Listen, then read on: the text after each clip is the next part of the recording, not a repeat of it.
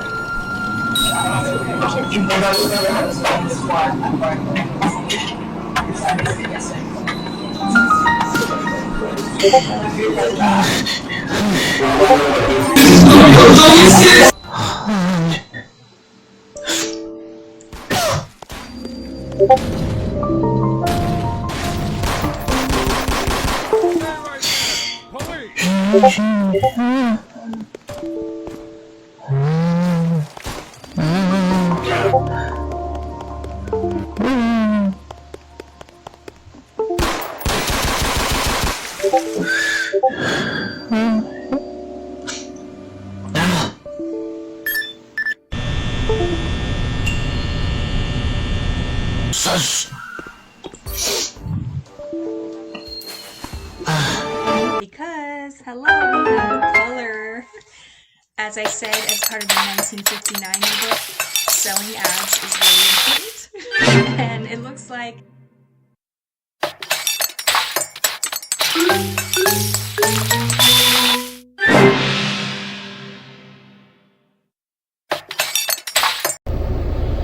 Do you know what? I just can't believe it. Every now and again somebody sends me a video from this group of vegans who've made a lovely little montage of where food's transported from, and they show you how much planes carry food. But don't they understand that their tomatoes, their lettuce, their cucumbers, everything that they're chomping on is carried on a lorry as well?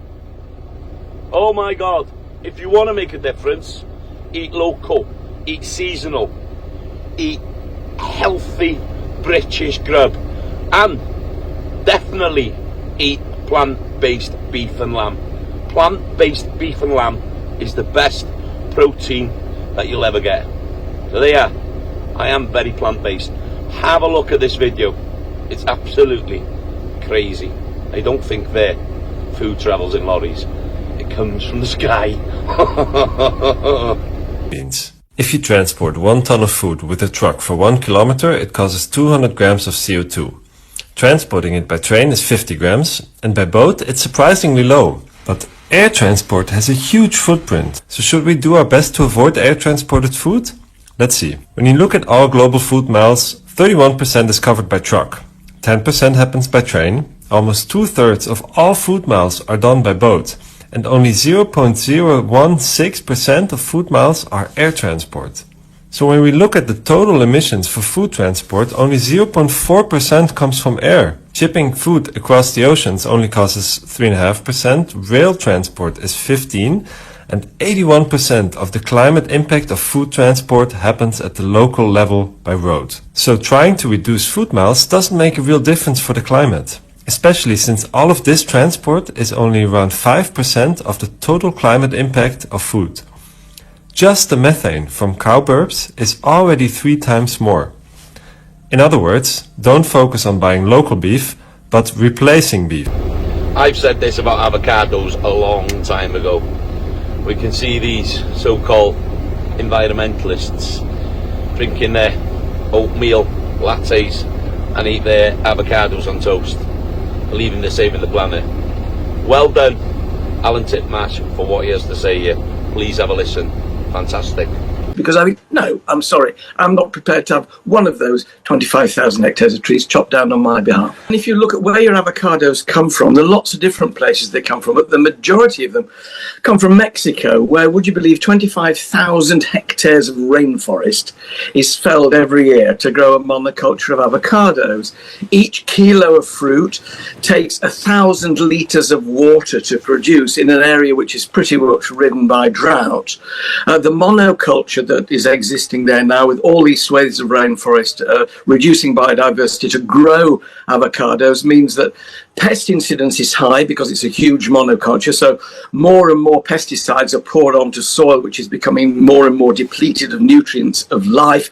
And then when they've all grown, we put them on in a large tanker and bring them over 5,000 miles of ocean so that we can have them on toast and boast how environmentally friendly we are. And it just struck me as an absurdity that people should just know what's gone into bringing that avocado to their doorstep. Do you think they should Very be high carbon footprint? Do you think they should be treated a bit like foie gras? That if you and I sat down for a meal and I sat there slurping down foie gras, you might look at me askance. Should we regard avocados in a similar ethical light?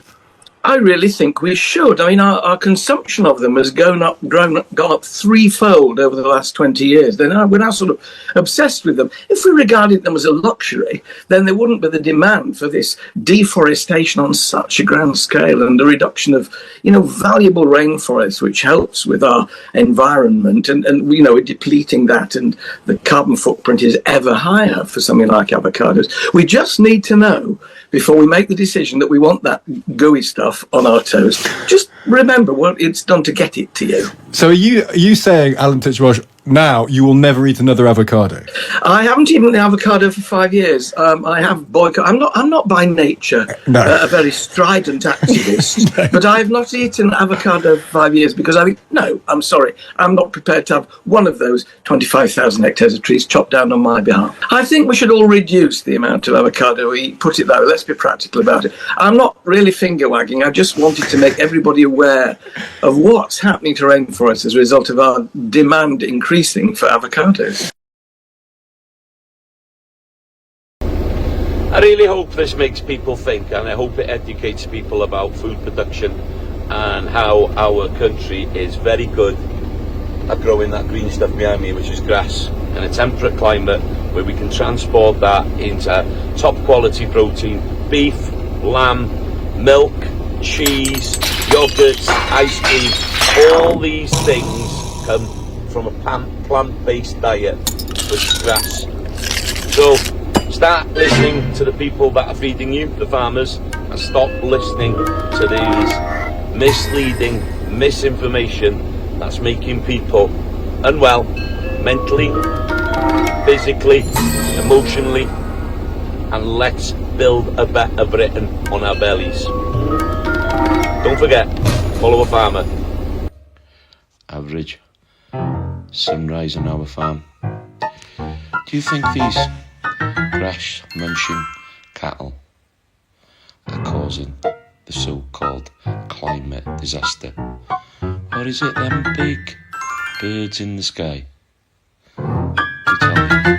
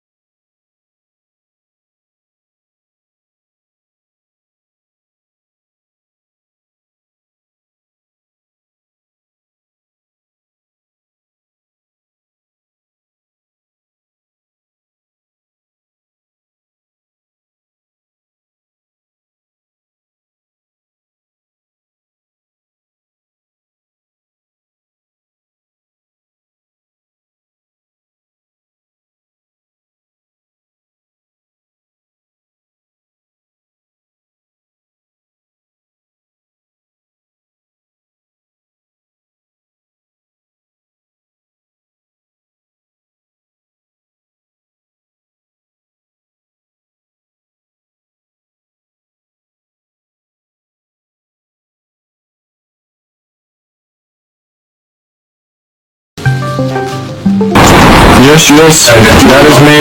Yep,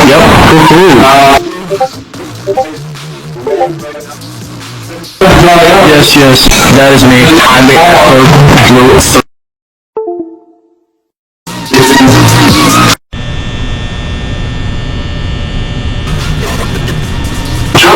Hello, can anyone hear me?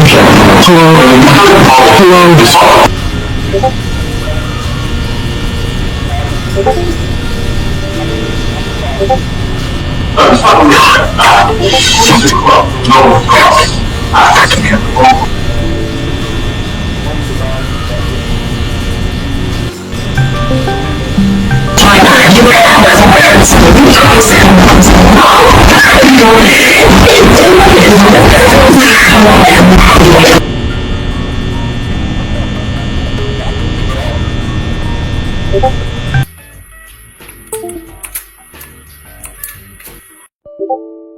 Too fast, I'm fine, let I get.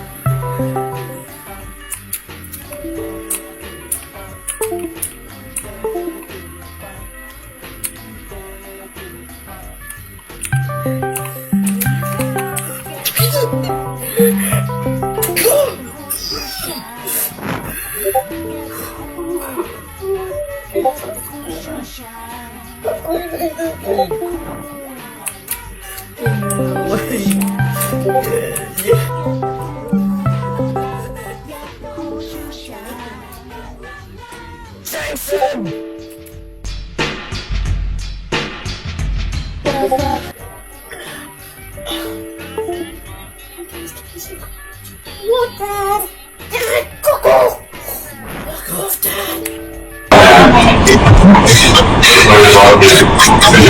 to be creative.